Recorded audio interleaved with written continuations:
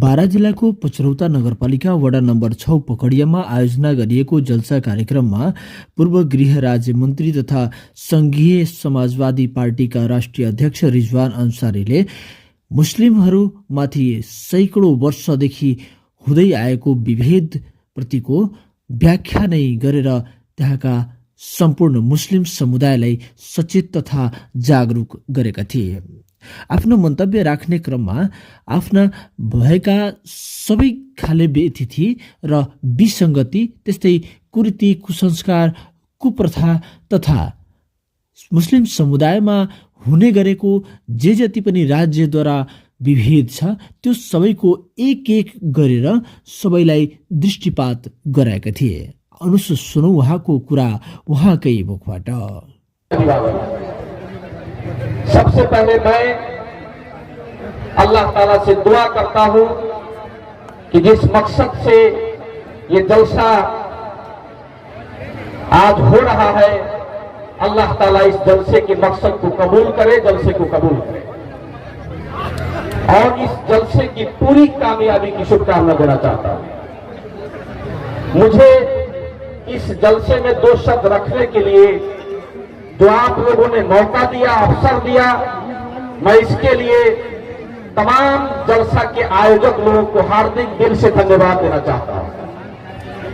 जलसा कीजिए, जलसों को अगर हम लोग कर रहे हैं तो इससे धार्मिक फायदा तो हो ही रहा है, लेकिन इस जलसे के मौके पर थोड़ा सा हम लोग एक आंकड़ा मैं आपके सामने पेश कर रहा हूं। मेरे जानकारी में नेपाल के 25 जिला में लगभग साल में 1500 जलसा होता है। 1500 जलसा में 10 लाख से लेकर 50 लाख रुपया तक खर्च होता है। अगर 10 लाख का ही हिसाब किया जाए तो लगभग 2 अरब 35 करोड़ रुपया इस गरीब कौम का जलसा में खर्च होता है। जलसा करना अच्छी बात है, लेकिन मैं आपसे पूछना चाहता हूं कि अगर आपसे सवाल किया जाए कि क्या इस देश में एक इस्लामिक विश्वविद्यालय है, आपका 2 अरब 2.5 अरब रुपया जलसा में खर्च हो रहा है। इसको भी कीजिए, लेकिन आज नेपाल का नेशनल डाटा बता रहा है कि आप शिक्षा में दलित से पीछे हैं और आप राज्य के निकाय में आपका जीरो न्यून स्थिति है। आप राजनीति में जीरो में आउट है। आज आपके साथ में कितना विभेद हो रहा है, आपके साथ में कितना बड़ा अन्याय हो रहा है, क्या इसको जानना आपका दायित्व तो नहीं? आज माननीय मंत्री जी ने यह कहा कि 8-10 दिन पहले एक विधेयक मध्य प्रदेश में पेश हुआ कि सरकारी कामकाज का भाषा इस मध्य प्रदेश में कौन सी भाषा सरकारी कामकाज की भाषा होगी, तो उसमें मैथिली को रखा गया, धन्यवाद है, रखना ही चाहिए।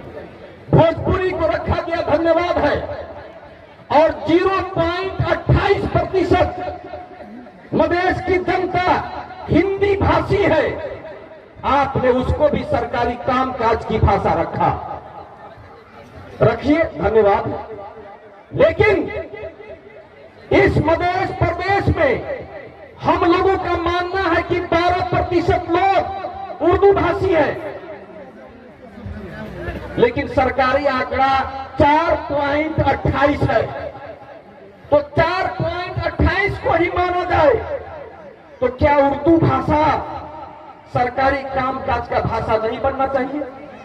क्या थारू भाषा सरकारी काम का भाषा नहीं बनना चाहिए? और ये विधेयक लाया कौन, किसने लाया है? आज आपका जलसा होता है, रोहतहट में इज्तिमा होने जा रहा था, उस इज्तिमा पर सरकार ने प्रतिबंध लगाया, जो आपका संवैधानिक अधिकार है। संविधान में उल्लेख है कि अपना अपना धर्म आप मना सकते हैं। हम लोगों ने यह संविधान हजारों आदमी की शहादत, हजारों आदमी का जेल लेन और हजारों आदमी के अंग भंग के बाद हम ये संविधान लाए हैं। उसमें मुसलमानों की लगानी उसकी जनसंख्या से ज्यादा है। तो इज्तिमा पर प्रतिबंध कौन लगाया? ये जलसे पर प्रतिबंध कौन लगाया? आज रौतहट में प्रतिबंध है, कल 12 में लगेगा, परसों सर्राही में लगेगा, परसों धनुषा में लगेगा। किसने लगाया? किसकी सरकार है ये? क्या सोचना आपका दायित्व तो नहीं है? क्या आपके साथ में इतना बड़ा जुल्म हो रहा है? एक आपका विश्वविद्यालय ये सरकार नहीं बनाना चाहती है। यहां माननीय मुख्यमंत्री जी, पूर्व मुख्यमंत्री जी बैठे हुए हैं। क्या आपने कभी कहा अपने विधायक से, अपने सांसद से, आप जिस पार्टी में लगे हैं उस पार्टी से कि हमको भीख नहीं दो, 10 लाख, 20 लाख, 50 लाख? हमारा मदरसा विधेयक आज तक 7 साल में पास क्यों नहीं हुआ? किसने रोका है इसको? किसकी सरकार थी और किसकी बहुमत थी? कौन पास नहीं कर रहा है मदरसा विधेयक? क्या इसको जानना मुसलमानों का दायित्व तो नहीं है? इसको समझना दायित्व तो नहीं है? क्या आप अपने दोस्त और दुश्मन को भी पहचानने की क्षमता नहीं रखते हैं? कौन है? किसने मदरसा विधेयक रोका है? कौन है जो उर्दू विश्वविद्यालय की बात सदन में नहीं करना चाहता है? कौन है उर्दू भाषा का विरोध कर रहा है?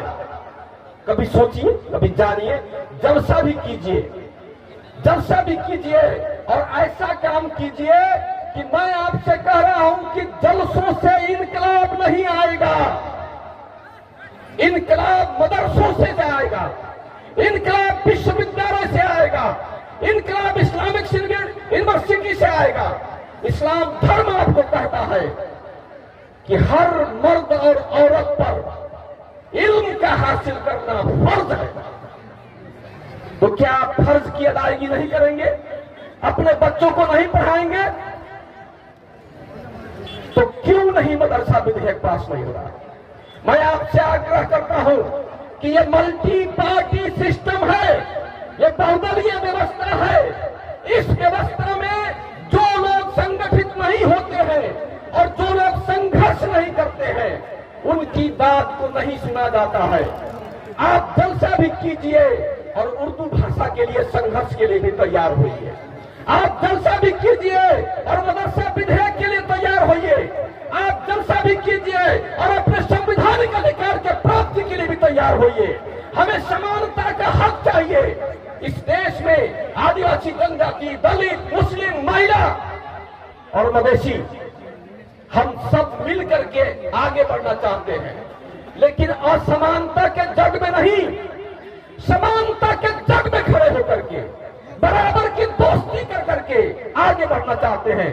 मेरे भाइयों, आपका साथ देने के लिए यहाँ के तमाम उत्पीड़ित जनता साथ में है, लेकिन शर्त है कि पहले आप उठ जाइए, आप अपने अधिकार को पहचानिए, आप उन लोगों को पहचानिए जो आपको भिखारी रखना चाहते हैं। मैं आपसे कहता हूं कि मांगने से आज तक संसार में एक ही चीज मिलेगी, वो है भीख। और मैं कहता हूं कि भीख लेने के लिए आप तैयार नहीं होइए। अधिकार लेना है तो संघर्ष में आगे बढ़ना होगा। संगठित होइए, संघर्ष कीजिए, सफलता और आत्मसम्मान आपके कदमों के नीचे आएगा। डॉक्टर इकबाल ने कहा है कि खुदा ने आज तक उस कौम की हालत नहीं बदली। ये अल्लाह ताला कुरान पाक में इरशाद फरमा रहा है। उसको डॉक्टर इकबाल ने कुरान से लिया है। वो फरमा रहे हैं कि खुदा ने आज तक उस कौम की हालत नहीं बदली, न हो एहसास जिसको अपनी हालत के बदल लेगा। जो अपने आप को नहीं बदलना चाहता है, अल्लाह ताला भी उसको नहीं बदलेगा। आप अपने अवस्था को बदलने के लिए तैयार होइए। मेरा वादा है कि आने वाले 5 वर्ष के भीतर में आपको वोटर और कार्यकर्ता से उठा करके इस देश का नेता बना दिया जाएगा। सफलता आपके कदमों में होगी। ये बात कहते हुए ये आयोजक लोग के पास में टाइम का अभाव होता है, चिट्ठी आ गई है। मैं इतना ही कहूंगा कि एक न एक शम्मा अंधेरे में जलाए रखिए और सुबह होने को है माहौल बनाए रखिए। अस्सलाम वालेकुम रहमतुल्लाहि व बरकातहू।